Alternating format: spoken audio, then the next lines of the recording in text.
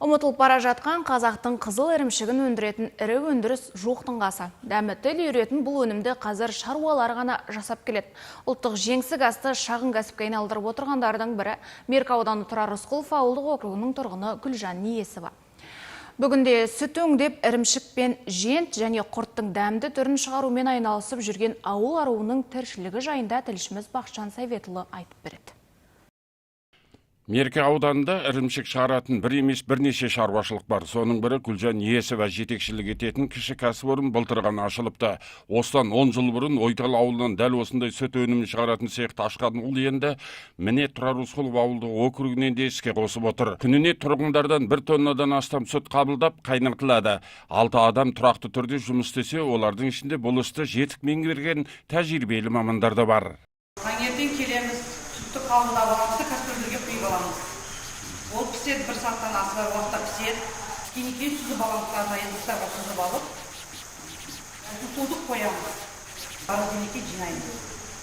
Мұнда сары майдан бастап жент және құртта шығарылып, ол да күн құрғатпай өткеріліп жатыр. Әсіресе қазіргі заманға сай пластикалық құтыға салынып жасалған түрлі тағамдық өнімдермен қазақтың қызыл ірімшігінің алар орны ерекше. Дәмі тіл үйретін тауарға сұраныс өте жоғары. Бұл ірімшік қызыл ірімшік деп аталады. Бұның осы тұрғаны бір 4,5-5 кило болады.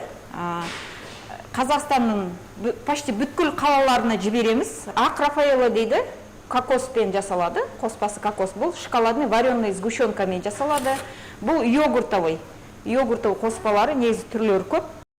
Цехта мұздатқышта жұмыс істеп тұр. Оның өзі дайын өнімнің бұзылмай, ұзақ уақыт сол қалпында сақталуына мүмкіндік беруде. Жалпы ауылда ірімшікпен айналысатындардың қатары арта түсуі, сауынды сиырмен айналысып, сүт өткерушілерге де пайдасы мол тиюде.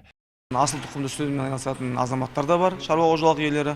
Олар өзіміздің мынау сыр заводымызға ірімшік жасайтын цехтарға өткізеді сүттерін. Енді бізде именно осы ірімшікпен айналысатын азаматтар 7 ірімшік цехымыз бар. Олар кісілер әр цехтың өзі күндігіне 2 тонна, 3 тоннадан сүт қабылдайды.